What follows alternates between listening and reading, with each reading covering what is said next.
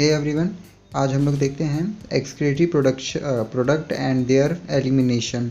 इस चैप्टर के important questions हम देख लेते हैं। ठीक है, तो इसमें जितने भी आपको ये अंडरलाइन किए हुआ है, हाईलाइटेड हुआ है, उसको आप अपने बुक में अंडरलाइन कर लोगे और साथ में उसकी डेफिनेशन, उसकी शॉर्ट डेफिनेशन प्लस उसका एक एग्जाम्पल आपको याद कर लेना है। ठीक है, तो आप ये सब चीज़ें जो मैं अंडरलाइन की हुई है वो कर लो। ठीक है, हाईलाइट जो मैंने किया हुआ है, फिर इसके बाद ये सब जो चीज़ें आई हुई है ये कर लो आप।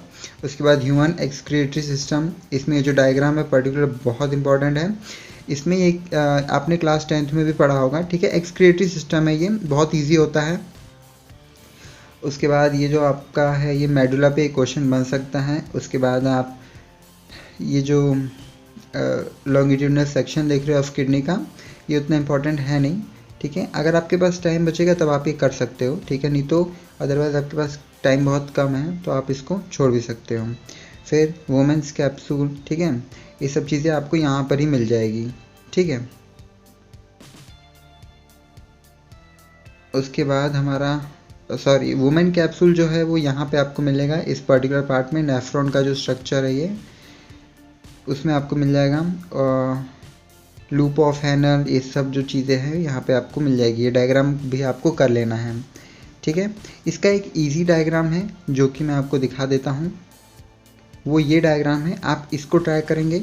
ठीक है,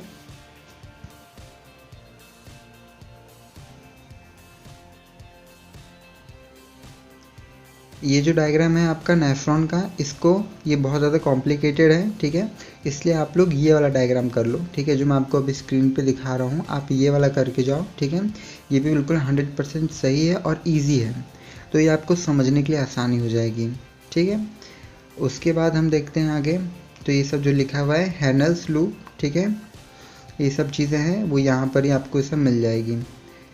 उसके बाद ये सब आप छोड़ो। ठीक है, उसके बाद आप ये जो हाईलाइट हुआ ये कर लो। ठीक है, यूरिन फॉर्मेशन का ये एक टॉपिक था।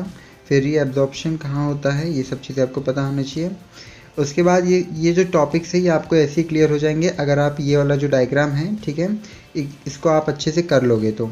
ठीक है, इस डायग्राम को आप अच्छे से कर लोगे तो आपको वो सब चीज़ें क्लियर हो जाएंगी, पढ़ने की ज़रूरत ही नहीं है। उसके बाद ये सब आप स्किप करो। उसके बाद ये जो डायग्राम है आपका, ये जो स्ट्रक्चर बना हुआ है, ठीक है, ये स्ट्रक्चर बहुत इंपॉर्टेंट है। ठीक है, और ये जो आपको हाईलाइट किया हुआ है ये भी बहुत इंपॉर्टेंट है, काउंटर करंट मैकेनिज्म, इसके बारे में भी आपको पता होना चाहिए। उसके बाद ये उसी का ये स्ट्रक्चर है, ये डायग्राम बना हुआ है। उसके बाद आप यहाँ से इसमें से आपको कुछ नहीं करना है। ठीक है, फिर आपका आता है role of other organ in excretion. ये पर्टिकुलर टॉपिक आपको पूरा पढ़ लेना है, एक बार आप रीड कर लेना तो आपको समझ आ जाएगा कि इस टॉपिक से आपको वहाँ पे लिखना क्या है पेपर में। ठीक है, उसके बाद हम लोग आते हैं डिसऑर्डर में। ठीक है, डिसऑर्डर्स क्या होते हैं एक्सक्रिएटरी सिस्टम के, तो ये आपको पढ़ना पड़ेगा अच्छे से। ठीक है, आप बस रीड करके नहीं जा सकते हो, इसको पढ़ना पड़ेगा आपको, क्योंकि डिसऑर्डर से बहुत क्वेश्चंस बनते हैं। उसके बाद हम एनसीईआरटी क्वेश्चंस में से देख लेते हैं कौन कौन से आपको करने हैं।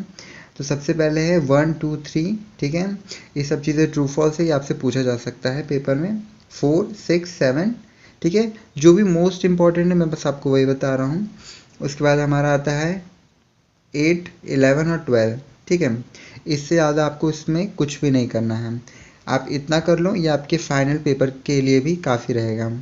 ठीक है, सो गाइज मैंने आपके क्वार्टरली एग्ज़ाम के हिसाब से सारे चैप्टर्स डाल दिए हैं। ठीक है, तो आप प्लीज़ जाके देख लो मोस्ट इम्पॉर्टेंट टॉपिक्स और क्वेश्चंस, ताकि आपको वो चीज़ ना पढ़नी पड़े जो आपके पेपर में आने ही नहीं वाली है। ठीक है, सो आप प्लीज़ मेरा जाके वो वीडियो देख लो, सारे चैप्टर के अपलोड है जो आपके क्वार्टरली एग्ज़ाम में आने वाले हैं। ठीक है, सो मिलते हैं गाइस नेक्स्ट वीडियो में, स्टे ट्यून। और कोई क्वेश्चन हो तो आप प्लीज़ कमेंट करके पूछ सकते हैं।